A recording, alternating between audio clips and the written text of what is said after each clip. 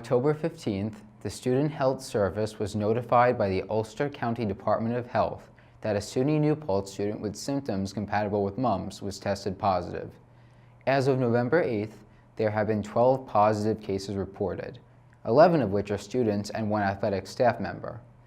NPC TV's Holly Lipka filed the following report. Mumps is a respiratory virus that causes painful swelling of the salivary glands near the ears and under the jaw.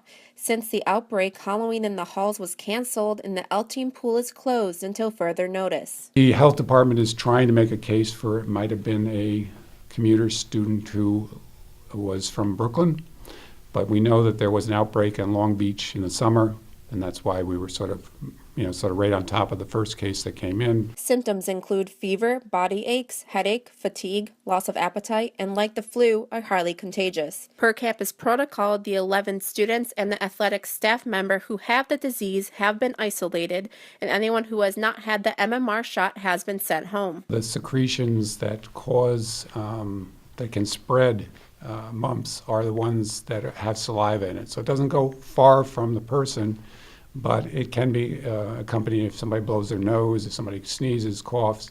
Good hand washing and maybe avoiding things like beer pong, games that would cause people to exchange saliva. Hydration stations may be a problem also. I mean, if people are touching their bottles to areas that other people are going to touch their bottles to, that could be a problem, or sharing drinks. After hearing about the outbreak, students had mixed reactions. Even though all 11 of the students and the one athletic staff member were immunized against mumps, they still contracted the illness.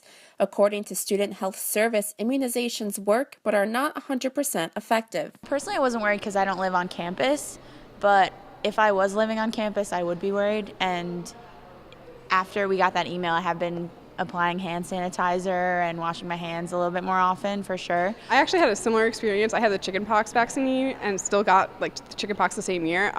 But I am for the vaccine just because it decreases your risk, and even when you do get it, you're exposed to, you normally get a lower case of it, so it's not as extreme as it could be. According to the Centers for Disease Control and Prevention, people who have received 2 doses of the MMR vaccine are about 9 times less likely to get mumps than those who are not vaccinated. I think that the disease may go through another couple rounds, which means we may have another couple incubation periods to deal with.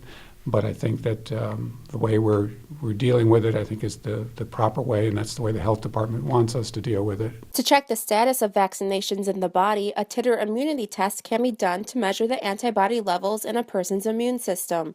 This will determine the protective antibodies available to fight off infectious diseases like the mumps. This is an ongoing story as more cases are arising. If students were exposed to mumps, they will begin seeing symptoms 12 to 25 days from exposure. To learn more about this case, contact the Health Center at 845-257-3400. Reporting live from the Health Center, I'm Holly Lipka, NPC TV.